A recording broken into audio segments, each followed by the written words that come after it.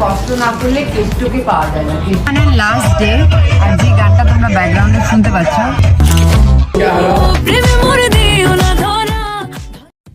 বর্তমানে শাকিব খানের লাগে উড়াধুরা গানটি তুমুল জনপ্রিয় হয়ে উঠেছে। তবে এই গানটি কিভাবে শ্যুট করা হয়েছে সেটা জানার আগ্রহ প্রায় অনেকেরই রয়েছে। আর সেই ইচ্ছার অবসান ঘটালেন খোদ মিমি চক্রবর্তী নিজেই। তিনি নিজেই তার ইউটিউব চ্যানেলে লাগে উড়াধুরা গানটির মেকিং ভিডিও পোস্ট করেছেন। যে ভিডিওটি দেখলে সহজেই বুঝতে পারবেন এই গানটি কিভাবে মেকিং করা হয়েছে। বন্ধুরা, লাগে উড়াধুরা গানটির শুটিংয়ের মাধ্যমে শেষ করা হয় তুফান মুভিটির শুটিং। আর এই গানটি একটি প্রমোশনাল গান, যেটি মিমি চক্রবর্তী নিজেই জানিয়েছেন।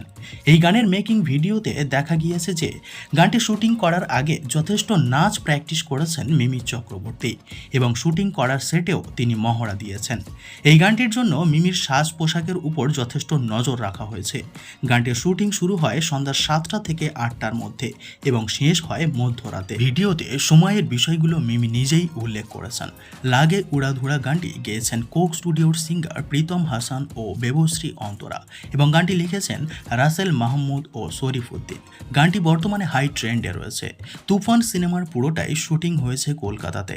এটি পরিচালনা করেছেন রাহেন রাফি। আগামী কুরবানি ঈদে এই সিনেমাটি মুক্তি পাবে প্রেক্ষাগৃহে। আপনারা কারা কারা অপেক্ষা করে আছেন এই মুভিটি দেখার জন্য অবশ্যই কমেন্ট করে জানাবেন। আর নতুন হলে অবশ্যই চ্যানেলে সাবস্ক্রাইব করে নেবেন। ফিরে আসছি পরের ভিডিওতে।